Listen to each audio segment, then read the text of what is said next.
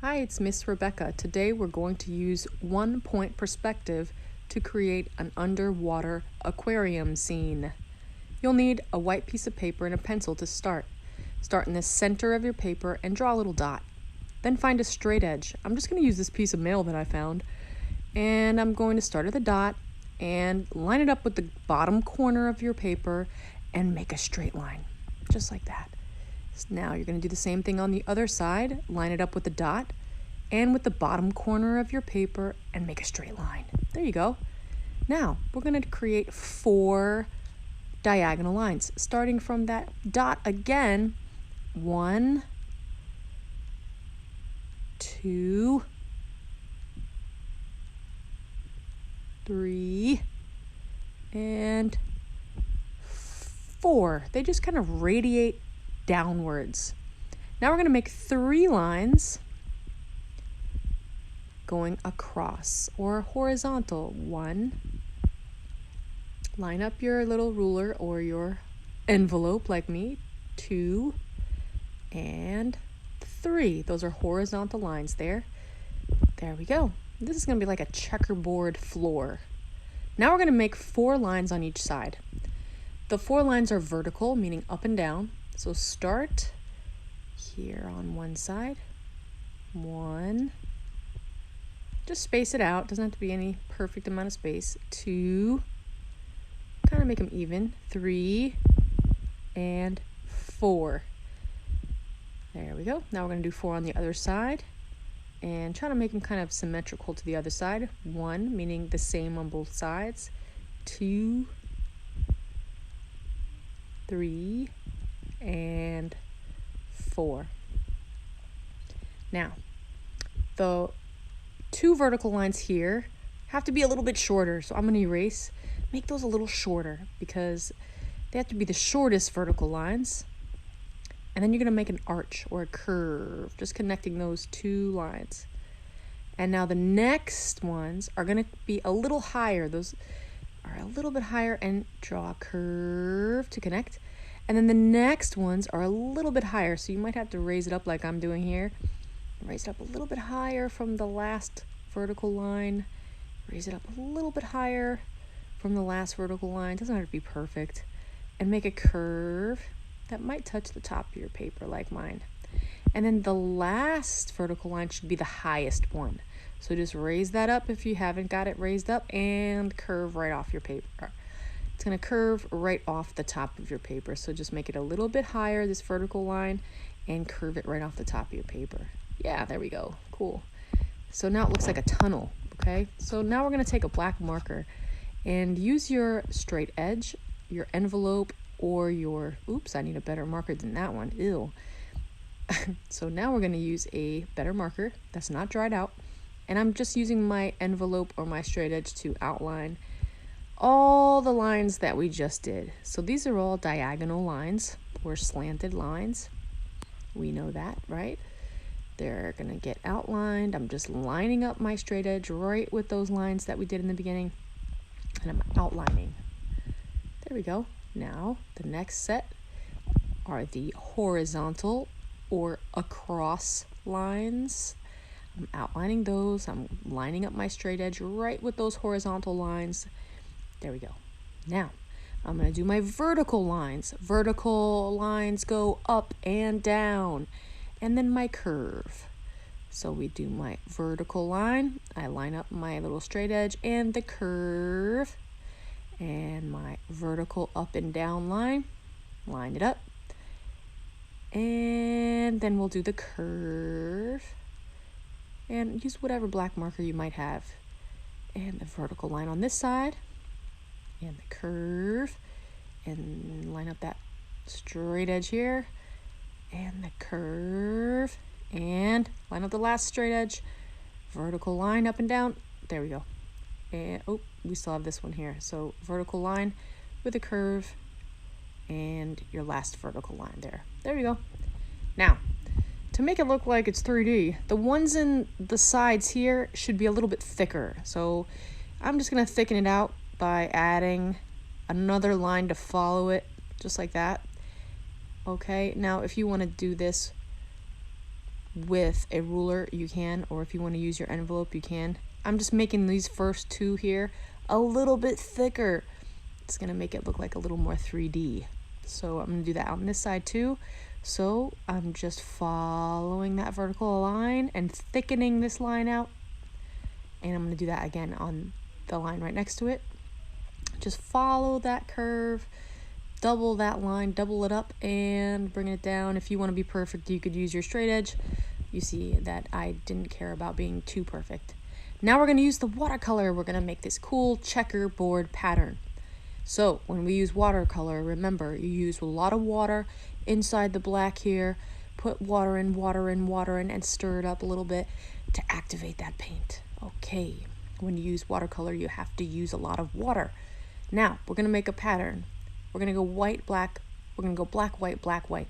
So the first section is black, then white, then black, then white, and black. Now this is going to be a checkerboard pattern.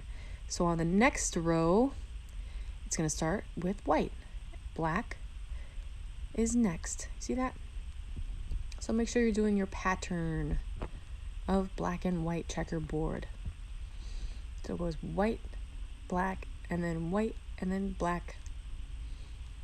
Stay in the lines, and notice I'm using my pencil grip. There goes black, white, black again. Okay, so when you hold a paintbrush, hold it like a pencil. Remember, it's just a utensil, just like a pencil. So make sure your paintbrush is held the way you hold a pencil, okay? You'll have more control like that. So I went black and white, and now here's black again. I'm filling it in. You'll have a lot more control. Paintbrush is just like a pencil. There we go. So I went black, white, and black here. Make sure you're doing your pattern of your black and white checkers. Fill it all in.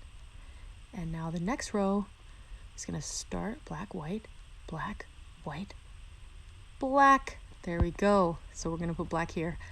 Stay in the lines. Hold your paintbrush like a pencil. Use a lot of water inside of your black to activate that black. There we go. Fill it all in. Try to stay in the lines. There we go. And again, it's white, and black. There we are. And this kind of looks like a checkerboard floor for our aquarium. We're also going to fill in these two thicker black lines here, and I'm just using my paint to do that. So take your time, hold your brush like a pencil, fill in between those lines just like that. Does it have to be perfect? No. Do the best you can. As long as you try, you'll be all right. Here we go. Now we're going to leave the two in the back just skinny, okay? Filling in these two on the side. Make sure you keep adding water to the black so that way you have enough paint in there to use. There we go. Fill this last part in with black. And then we're going to set this to dry. So this whole thing needs to dry before we move on to the next step. So take a little break. Take a little break. Now everything should be dry. You took a break, everything's dry. Now we're gonna add some details. So I'm taking my green and I'm adding these green squiggly lines.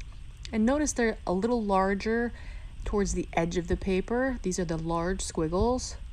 And then it's gonna be medium squiggles. And then it gets larger and then smaller. So the ones near the edge are bigger. And what I'm doing now is I'm just thickening out my squiggles and making it a thick green squiggle so that way it looks like seaweed. And now we're going to do that again. These are the medium little ones. And we're going to do that again on this side. So starting on the outside there. Nice squiggly lines look like seaweed. You can add as many of these as you like. You could do it throughout the whole thing if you like, but make sure they get smaller as they go towards the dot.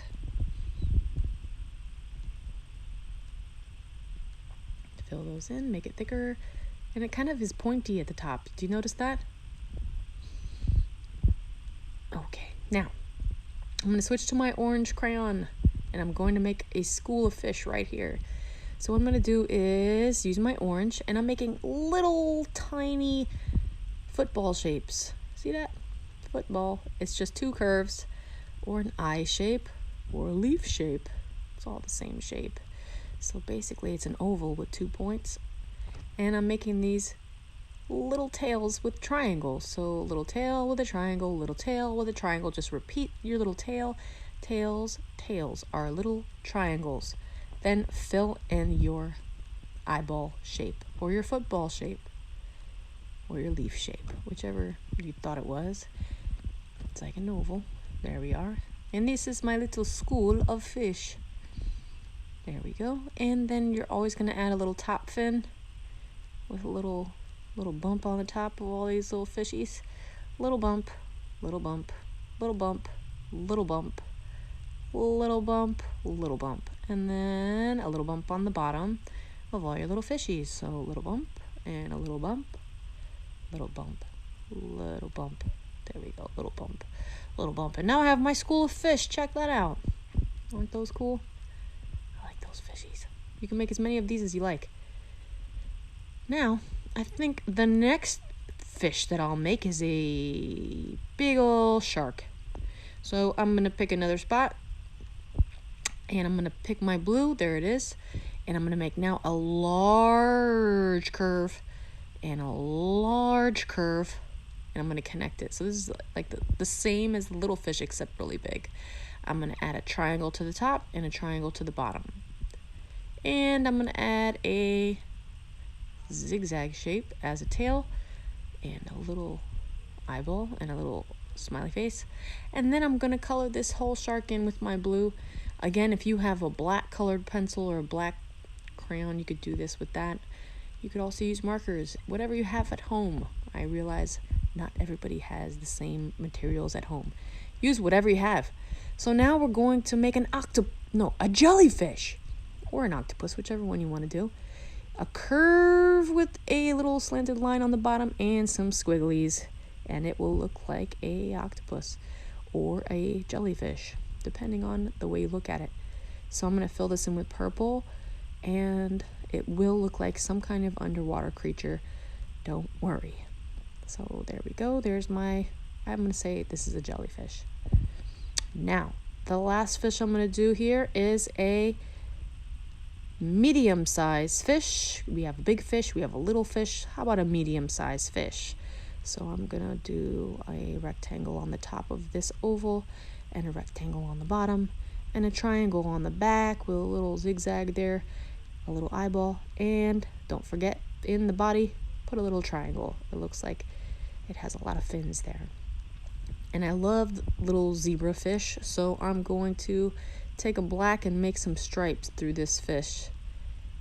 Who doesn't like zebra fish? Come on. So I just add some stripes there. And I'm going to add some stripes here and here as well. There we go. Now, you could also add a sea turtle or another octopus, but I'm going to start the water. All the water goes around here, all in the background. And we are going to use our cool colors, purple and blue. Purple and blue. So make sure that you put a lot of water inside the blue and a lot of water inside the purple, lots of water, because it activates that watercolor paint, doesn't it? And then you stir it up. And then we're going to just start to do the background with the blue. And then we'll switch to the purple and just go ahead and let those blend together. So we're going blue and then purple and then blue and then purple. And notice that the watercolor resists the crayon. So that way you don't have to worry if you go over the crayon a little bit, because your crayons or your oil pastels will show through. It's okay. But notice I'm switching from purple to blue, from purple to blue. And it just gives your water more depth, more space. So make sure that you switch from purple to blue and let those two colors blend together. Just go loosely around all those cool things that you drew. So go around your little school of fish, go around your seaweed. If you want to get really detailed, you could even add rocks and shells. Go for it. Make yours better than mine. Please do. I would love to see this on Google Classroom. Whatever you do, make sure you post your work. Don't forget.